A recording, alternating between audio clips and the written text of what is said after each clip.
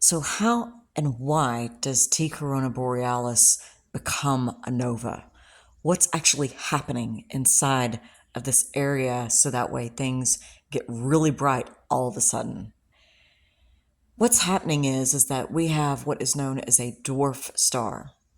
And a dwarf star is about the size of what Earth is, but it still contains the mass and the pull and the gravity of something the size of our own star.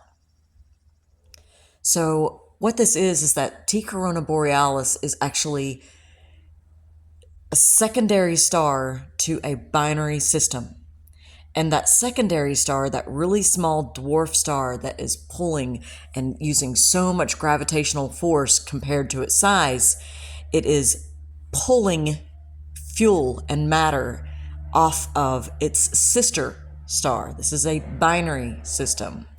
So as they turn around each other, one is actually stealing fuel and plasma and hydrogen off of the other star.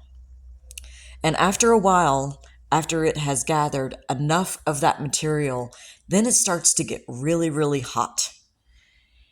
And as it gets really hot, it starts getting to the point to where it can actually create nuclear fusion, where it's binding hydrogen together in order to make helium. And once that occurs, once you have helium starting to be made, that is when you get an explosion. And that explosion is what is known as a nova. This is not a supernova. It is not destroying the star. Instead, it is just burning off everything that it has gained from that extra star really, really quickly. And then that process starts all over again. This is what's known as a recurrent binary nova.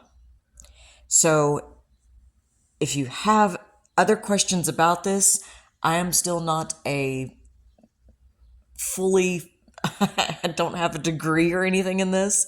So I highly, highly, highly suggest going to Dr. Becky Smethurst's channel and looking her up and getting her information on the T Coronae Borealis.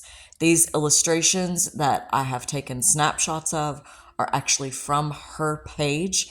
So please go and show her some love and watch her video as well, because she does a much, much better job of explaining this than I ever could. So I hope this has answered somebody's question. I saw this last night and it was on the video where I had a mistake.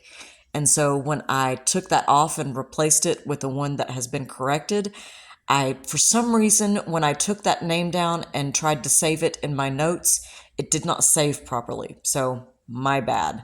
So I did not, I unfortunately do not have the name of the person that actually asked me that question. So if that was you, I did see your question. I did not get a chance to actually reply to it because I had made a mistake.